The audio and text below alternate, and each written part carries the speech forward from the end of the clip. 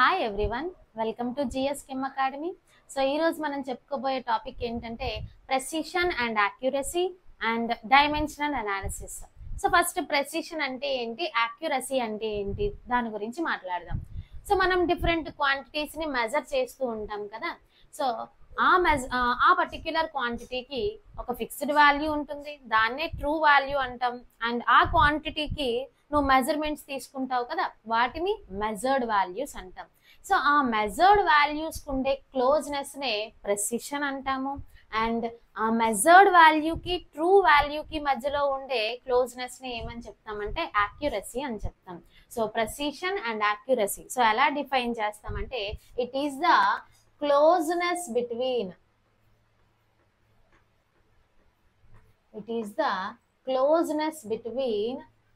various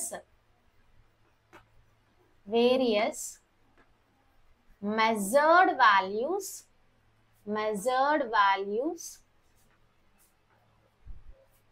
for a same quantity.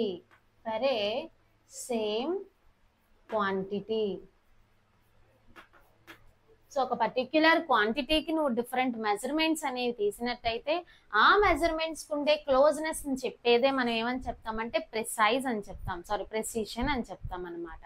And accuracy అంటే ఏం చెప్తాము, closeness between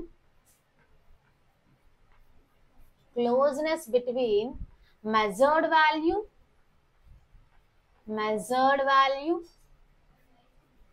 and true value. So true వాల్యూకి measured వాల్యూకి మధ్యలో ఉండే క్లోజ్నెస్ ని మనం ఏమని చెప్తామంటే యాక్యురసీ అని చెప్తాం. సో దీన్ని ఎగ్జాంపుల్ తో ఎక్స్ప్లెయిన్ చేద్దాం. అసలు ప్రెసిషన్ యాక్యురసీ అనేది ఎగ్జాక్ట్ గా ఎలా చెప్తాం. సో మనకి ఒక పర్టిక్యులర్ సబ్స్టాన్స్ యొక్క వెయిట్ అనేది 2 grams ఉంది అనుకుందాం. సో అది దాని ట్రూ వాల్యూ అనమాట. సో ఒక పర్టిక్యులర్ సబ్స్టాన్స్ నీకు 2 grams ఉంది. ఇప్పుడు 3 స్టూడెంట్స్ ఏం చేశారంటే ఆ పర్టిక్యులర్ క్వాంటిటీని వాళ్ళు ఇండివిజువల్ గా మెజర్ చేశారనమాట. ఈచ్ స్టూడెంట్ 2 రీడింగ్స్ తీసుకున్నాడు. సో ప్రతి స్టూడెంట్స్ 2 times వే చేశాడు అనమాట. సో 2 times వే చేసినప్పుడు వాళ్ళకి మెజర్మెంట్స్ అనేవి ఇలా వచ్చాయి. So student A first time measure చేసినప్పుడు 1.95 వచ్చింది. అండ్ సెకండ్ టైం దాన్ని మెజర్ చేసినప్పుడు 1.93 వచ్చింది. అండ్ స్టూడెంట్ బి కూడా సో 2 మెజర్మెంట్స్ తీసుకున్నాడు, 1.94, 2.05. And student C 2.01, 1.99. ఇలా 3 స్టూడెంట్స్ 2 మెజర్మెంట్స్ తీసుకున్నాడు ఆ పర్టిక్యులర్ క్వాంటిటీకి అనమాట. సో ఇప్పుడు వీళ్ళని కంపేర్ చేద్దాం. వీళ్ళేంటి మెజర్డ్ వాల్యూస్ అండ్ ఇదేంటి ట్రూ వాల్యూ. సరే, ఇప్పుడు మనం యాక్యురసీ అండ్ ప్రెసిషన్ గురించి రాద్దాం. సో చూడు 1.95, 1.93. సో వీళ్ళిద్దరు ఎలా ఉన్నారు, వీళ్ళిద్దరు మెజర్డ్ వాల్యూస్. సో ఈ మెజర్డ్ వాల్యూస్ ఒకదానికొకటి చాలా దగ్గరగా ఉన్నాయి. ఈ వాల్యూస్ 1.95, 1.93 అంటే ఎంత డిఫరెన్స్, 0.02 డిఫరెన్స్ కదా. సో వీళ్ళిద్దరు ఎలా ఉన్నారంటే చాలా దగ్గరగా ఉన్నాయి. మెజర్డ్ వాల్యూస్ క్లోజ్ గా ఉంటే వాటిని ఏమని చెప్తామంటే ప్రిసైజ్. సో ఇవి ఏ వాల్యూస్ అంటే precised values. So these 2 are precise. And మన ట్రూ వాల్యూ ఎవరు 2.0. సో 2.0 వీళ్ళిద్దరికి ఎలా ఉంది, డిఫరెన్స్ ఎక్కువగా ఉంది కదా. సో ట్రూ వాల్యూకి వీళ్ళిద్దరికి డిఫరెన్స్ ఎక్కువ ఉంది అనుకో, క్లోజ్నెస్ లేదు అనుకో. సో నాట్ యాక్యురేట్ అని చెప్తాం, నాట్ యాక్యురేట్. అండ్ నెక్స్ట్ ఇప్పుడు వీళ్ళిద్దరు వాల్యూస్ చూద్దాం. సో స్టూడెంట్ బి 2 రీడింగ్స్ తీసుకున్నాడు, 1.94, 2.05. 1.94, 2.05 కి డిఫరెన్స్ ఎక్కువ ఉంది కాబట్టి దే ఆర్ నాట్ ప్రిసైజ్ అని చెప్తాం. అండ్ 1.94, 2.05, 2.0 కి మధ్య డిఫరెన్స్ ఎక్కువ ఉంది కాబట్టి దే ఆర్ నాట్ యాక్యురేట్. అంటే ఇక్కడ ఏమని చెప్పొచ్చు, నెయిదర్ ప్రిసైజ్ నార్ యాక్యురేట్ అని చెప్పొచ్చు. They are neither precise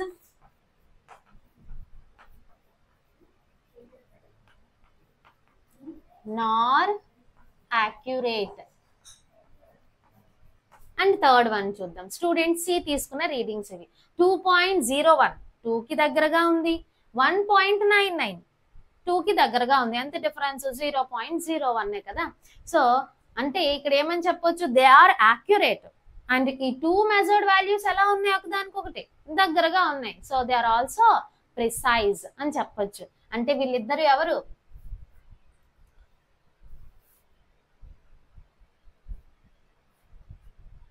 they are accurate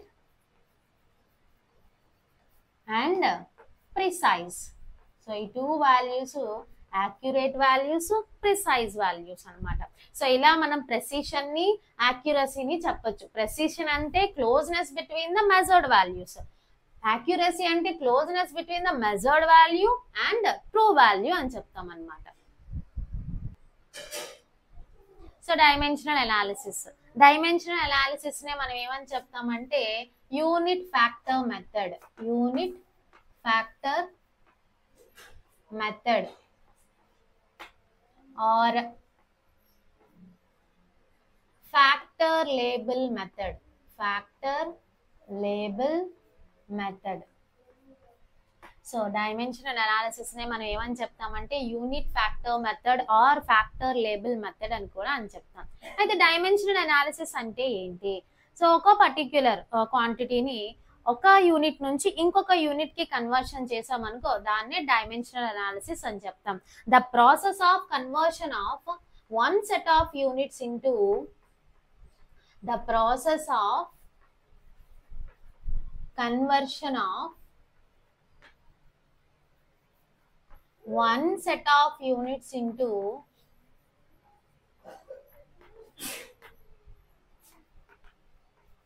another set of units, another set of unit.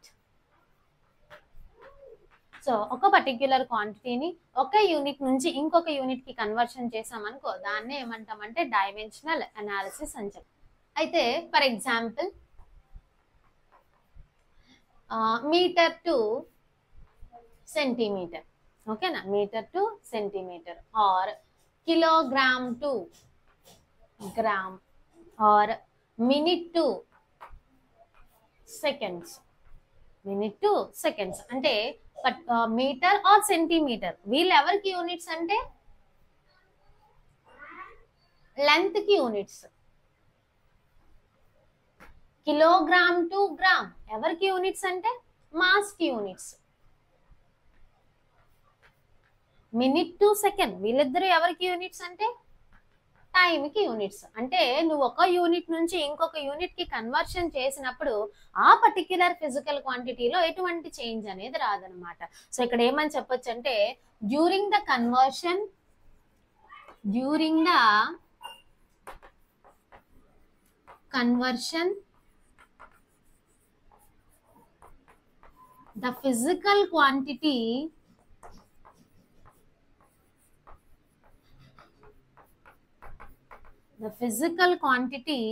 remains same.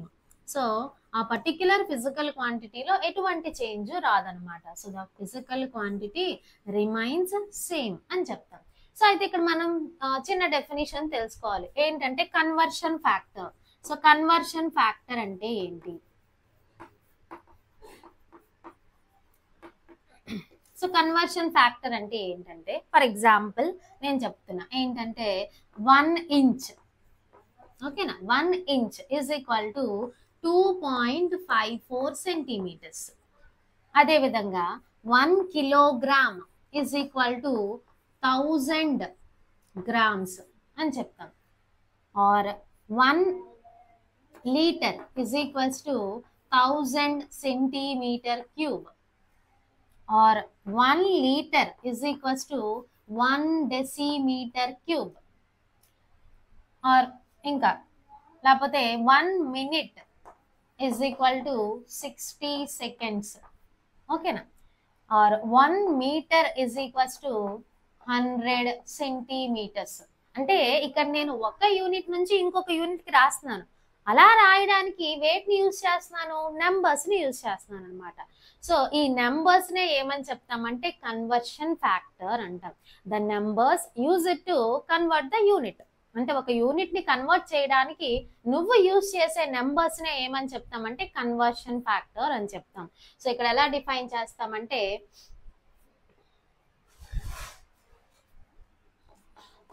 the numbers used to convert the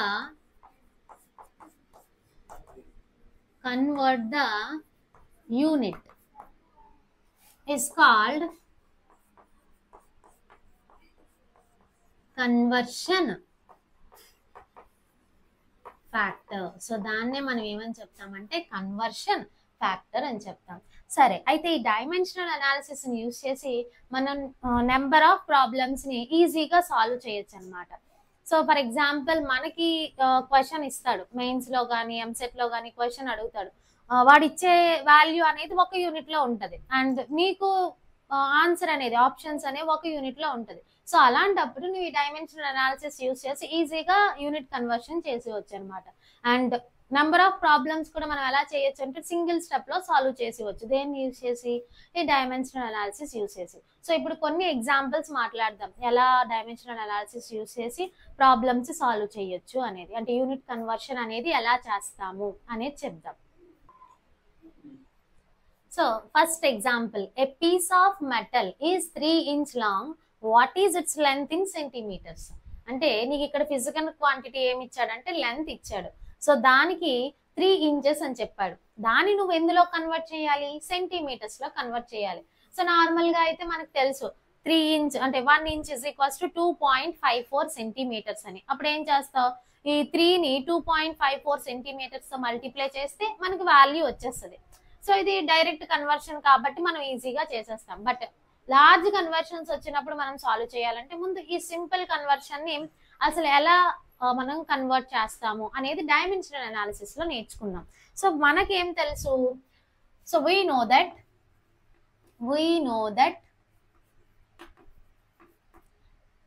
1 inch is equal to 2.54 centimetres. ఒక inch కి నీకు ఎంత value తెలుసు? 2.54 centimetres అని. So ఇప్పుడు ఈ value నేనేం చేస్తున్నానంటే, ఇప్పుడు చూడు 1/2.54 రాసామనుకో, 1 inch నేను IN ఇన్ అని రాస్తున్నాను. సో 1 inch by 2.54 సెంటీమీటర్స్ రాసామనుకో, దీని వాల్యూ ఏమవుతుంది? వీళ్ళిద్దరు రేషియో 1 కి ఈక్వల్ అవుతుంది. అంటే ఈ వాల్యూ ఇటువైపు తీసుకొచ్చామనుకో, అప్పుడు వీళ్ళిద్దరు రేషియో ఏమవుతుంది? 1 అవుతుంది. అదే 2.54 సెంటీమీటర్స్ బై ఇంచ్ ని తీసుకొచ్చామనుకో, అప్పుడు ఏమవుతుంది? 1 inch. దీని వాల్యూ కూడా 1 అవుతుంది. సో 1 inch by 2.54 సెంటీమీటర్ అన్నా, 2.54 సెంటీమీటర్ బై 1 inch అన్నా దేనికి ఈక్వల్ అవుతుంది అంటే 1 కి ఈక్వల్ అవుతుంది. అంటే యూనిట్ ఫ్యాక్టర్, అంటే ఒక యూనిట్ నుంచి ఇంకొక యూనిట్ కి కన్వర్ట్ చేసినప్పుడు వాళ్ళ యొక్క రేషియో అనేది 1 కి ఈక్వల్ అవుతుంది. సో వీళ్ళనే మనం ఏమని చెప్తాము? యూనిట్ ఫ్యాక్టర్స్ అని చెప్తాం. అయితే ఈ యూనిట్ ఫ్యాక్టర్ ని నువ్వు ఏ నెంబర్ తో మల్టిప్లై చేసినా ఆ పర్టిక్యులర్ ఫిజికల్ క్వాంటిటీలో ఎటువంటి చేంజ్ రాదనమాట. అంటే నువ్వు ఒక యూనిట్ నుంచి ఇంకొక యూనిట్ ని కన్వర్ట్ చేయడానికి ఈ యూనిట్ ఫ్యాక్టర్స్ ని ఈజీగా యూజ్ చేయొచ్చు. సరే, అయితే ఎలా యూజ్ చేస్తామనేది చూద్దాం. సో మనకి ఇచ్చిన క్వాంటిటీ ఏంటి? 3 inch. ఓకేనా? ఇంచ్ ని ఇన్ అని రాద్దాం. సో 3 inch ఇచ్చాడు. సో ఇప్పుడు నాకు దేంట్లోకి కన్వర్షన్ రావాలి? సెంటీమీటర్స్ లోకి కన్వర్షన్ రావాలి. సరే, అయితే నువ్వు ఈ క్వాంటిటీ అయినా ఇదేనా యూజ్ చేయొచ్చు, లేదు ఈ యూనిట్ ఫ్యాక్టర్ అయినా యూజ్ చేయొచ్చు. ఇప్పుడు ఏది యూజ్ చేయాలనేది ఇంపార్టెంట్ అనమాట. సో నాకు యూనిట్ ఇంచెస్ లో వద్దు, సెంటీమీటర్స్ లో కావాలి. కాబట్టి ఇంచ్ అనేది క్యాన్సిల్ అయ్యేటట్టు రాసుకోవాలన్నమాట. సో ఇది న్యూమరేటర్ లో ఉంది కదా, సో ఇంచ్ అనేది డినామినేటర్ లో వచ్చేటట్టు రాసుకోవాలి. ఇక్కడ డినామినేటర్ లో ఎక్కడ ఉంది? ఈ పర్టిక్యులర్ క్వాంటిటీలో ఉంది. అంటే నువ్వు ఎలా రాస్తావంటే 1 inch is equal to 2.54 centimetres. So అప్పుడు మనకి ఇంచ్ కి క్యాన్సిల్ అయింది అనుకో, అప్పుడు ఏమొస్తుంది? 3 into 2.54 సెంటీమీటర్స్. సో వీళ్ళిద్దరిని మల్టిప్లై చేసామనుకో, సో ఎంత వస్తుంది? 7.62 వస్తుంది. ఓకేనా? సో 3 into 2.54 సెంటీమీటర్ అంటే మనకి 7.62 సెంటీమీటర్స్ వస్తుంది అనమాట. సో సెకండ్ ఎగ్జాంపుల్ మనం చూస్తే, a jug contains 2 liters of milk, calculate the volume of the milk in metre cube. So నీకు లీటర్స్ లో ఇచ్చాడు క్వాంటిటీ, దాన్ని దేంట్లో కన్వర్ట్ చేయమన్నాడంటే మీటర్ క్యూబ్ లో కన్వర్ట్ చేయమన్నాడు. సో నీకు డైరెక్ట్ గా యూనిట్ కన్వర్షన్ తెలియదు. బట్ మనం ప్రీవియస్ క్లాసెస్ లో చెప్పుకున్న యూనిట్ కన్వర్షన్స్ గురించి మాట్లాడితే మనకు ఒక విషయం తెలుసు, ఏంటంటే 1 litre is equals to 1000 centimetre cube. So 1 litre 1000 centimetre cube కి ఈక్వల్ అని తెలుసు. అండ్ సెకండ్ వన్ వచ్చేసి 1 metre is equals to 100 centimetres. అంటే దీన్ని నువ్వు ఎలా రాయొచ్చు, 10 స్క్వేర్ గా రాసుకోవచ్చు కదా. సో నేను ఇప్పుడు ఏం చేస్తున్నానంటే బోత్ సైడ్స్ క్యూబ్ చేస్తున్నాను. అంటే 1 metre whole cube and 10 square centimetre whole cube చేసామనుకో, అప్పుడు ఏమవుతుంది, metre cube is equal to 1 metre cube is equals to 2 into 3 అంటే 6, 10 to the power of 6 centimetre cube. So అంటే నీకు 2 కన్వర్షన్స్ తెలిసాయి. 1 metre cube is equals to 10 to the power of 6 centimetre cube అని తెలిసింది. And 1 litre is equals to 1000 centimetre cube. అంటే 1000 అంటే ఇక్కడ ఏం రాయొచ్చు మనం, 10 క్యూబ్ సెంటీమీటర్ క్యూబ్ అని రాయొచ్చు. సో ఇప్పుడు కన్వర్షన్ చేద్దాం. మనకిచ్చిన క్వాంటిటీ ఏంటి, 2 లీటర్స్. సో మనకిచ్చిన క్వాంటిటీ 2 లీటర్స్. ఇప్పుడు నీకు యూనిట్ లీటర్స్ లో కాదు, ఎందులో కావాలి, మీటర్ క్యూబ్ లో కావాలి. కానీ నాకు డైరెక్ట్ రిలేషన్ తెలియదు, సెంటీమీటర్ క్యూబ్ లో తెలుసు. సో అప్పుడు ఫస్ట్ నేను దేంట్లో కన్వర్ట్ చేసుకుంటానంటే సెంటీమీటర్ క్యూబ్ లో కన్వర్ట్ చేసుకుంటా. సో సెంటీమీటర్ క్యూబ్ లోకి రావాలి కాబట్టి నేను సెంటీమీటర్ క్యూబ్ పైన వచ్చినట్టు రాసుకుంటాను, అండ్ లీటర్ క్యాన్సిల్ అవ్వాలి కాబట్టి లీటర్ కింద వచ్చేటట్టు రాసుకుంటా. సో మనకి యూనిట్ కన్వర్షన్ ఏముంది, 1 litre is equals to 1000 centimetre cube. So అదే రాస్తున్నాను ఇక్కడ. 1 లీటర్ ఇస్ ఈక్వల్స్ టు అంటే 1000 అంటే 10 క్యూబ్ సెంటీమీటర్ క్యూబ్ ఇంటూ, ఇప్పుడు వీళ్ళిద్దరూ క్యాన్సిల్ అయిపోతే మనకి ఆన్సర్ సెంటీమీటర్ క్యూబ్ లోకి వస్తుంది. ఇప్పుడు ఈ సెంటీమీటర్ క్యూబ్ ని మీటర్ లోకి కన్వర్ట్ చేస్తాను అనమాట. సో ఎలా కన్వర్ట్ చేస్తానంటే సేమ్ మన మీటర్ క్యూబ్ న్యూమరేటర్ లో ఉన్నట్టు సెంటీమీటర్ క్యూబ్ డినామినేటర్ లో ఉన్నట్టు రాసుకుంటాను అనమాట. సో అప్పుడు ఏమవుతుంది, 1 metre cube is equals to 10 to the power of 6 centimetre cube. So ఇప్పుడు మనం చూస్తే లీటర్ కి క్యాన్సిల్ అవుతుంది, సెంటీమీటర్ క్యూబ్ కి క్యాన్సిల్ అయింది అనుకో, నీకు వచ్చిన ఆన్సర్ దేంట్లో ఉంటుంది, మీటర్ క్యూబ్ లో ఉంటుంది. వాడు అదే కదా అడిగాడు మనకి. సో ఇప్పుడు ఏమవుతుందంటే 2 ఇంటూ మనకున్న వాల్యూస్ రాద్దాం, 2 into 10 to the power of 3 by 10 to the power of 6. So ఇప్పుడు ఏమని చెప్పొచ్చు, a to the power of m by a to the power of n, a to the power of m by a to the power of n అంటే a to the power of m minus n. So అప్పుడు ఏమవుతుంది, 2 into 10 to the power of 3 minus 6 is equals to 2 into 10 to the power of minus 3. మన units ఎవరు, metre cube అవుతుంది అనమాట. So ఇలా మనం unit conversions ని చేస్తాం. అండ్ థర్డ్ ఎగ్జాంపుల్ చూద్దాం. So next example, how many seconds are there in 2 days. అంటే 2 days లో ఎన్ని సెకండ్స్ ఉంటాయి అనేది మనం ఇప్పుడు క్యాలిక్యులేట్ చేయాలన్నమాట. సో ఫస్ట్ మనకు తెలుసు 1 డేకి ఎన్ని అవర్స్ ఉంటాయి, 24 అవర్స్ ఉంటాయి కదా. సో 1 డేకి 24 అవర్స్ ఉంటాయి. 1 అవర్ కి ఎన్ని మినిట్స్ ఉంటాయి, 60 మినిట్స్ ఉంటాయి. అండ్ 1 మినిట్ కి 60 సెకండ్స్ ఉంటాయి. సో 1 డేకి 24 అవర్స్ ఉంటే 1 అవర్ కి 60 మినిట్స్ అండ్ 1 మినిట్ కి 60 సెకండ్స్. అంటే నువ్వు డే నుంచి సెకండ్స్ కి కన్వర్షన్ చేయాలన్నమాట. సో ఎలా చేస్తామని చూడు. సో మనకి ఇచ్చిన వాల్యూ ఎంత అంటే 2 days. ఓకేనా. సో ఫస్ట్ నువ్వు ఎవరిని క్యాన్సిల్ చేయాలంటే డేని క్యాన్సిల్ చేసి దాన్ని దేంట్లో కన్వర్ట్ చేస్తామంటే అవర్స్ లోకి కన్వర్షన్ చేస్తాం. సో ఫస్ట్ ఏమని రాస్తాం, డే క్యాన్సిల్ అవ్వాలి కాబట్టి 1 day is equal to 24 hours అని చెప్తాం. అండ్ నెక్స్ట్ ఇప్పుడు అవర్స్ క్యాన్సిల్ అవ్వాలి, మినిట్స్ లో కన్వర్ట్ చేస్తాం. సో అప్పుడు ఏమవుతుంది, 1 hour is equal to 60 minutes. So నాకు అవర్ క్యాన్సిల్ అవ్వాలి కాబట్టి అవర్ అనేది మనకి డినామినేటర్ లో ఉండేటట్టు రాసుకున్నాం. అండ్ నెక్స్ట్ వన్, ఇప్పుడు మినిట్ క్యాన్సిల్ అవ్వాలి, మన డైరెక్ట్ ఆన్సర్ సెకండ్స్ కాబట్టి 1 minute is equal to ఏమవుతుంది 60 సెకండ్స్ అవుతుంది. సో ఇప్పుడు ఏమంటే సో చూసుకుంటే డేకి క్యాన్సిల్, అవర్ కి క్యాన్సిల్, మినిట్ కి క్యాన్సిల్ అయిపోతే మన ఆన్సర్ సెకండ్స్ లో వస్తుంది అనమాట. సో వీళ్ళని క్యాలిక్యులేట్ చేసామనుకో మన ఎంత వస్తుందంటే 172800 సెకండ్స్. అంటే మనకి 2 days కి ఇన్ని సెకండ్స్ ఉంటుంది అనమాట. సో ఇలా మనం డైమెన్షనల్ అనాలిసిస్ ని యూజ్ చేసి యూనిట్ కన్వర్షన్స్ అనేవి చేస్తాం అనమాట. నెక్స్ట్ క్లాస్ లో దేని గురించి మాట్లాడతామంటే law of chemical combinations. So మనకి 5 లాస్ అనేవి ఉన్నాయి. ఆ 5 లాస్ ఏంటి, అవి ఏం చెప్తున్నాయి అనే దాని గురించి మాట్లాడదాం. అండ్ దాంతో పాటు డాల్టన్స్ అటామిక్ థియరీ కూడా మాట్లాడదాం.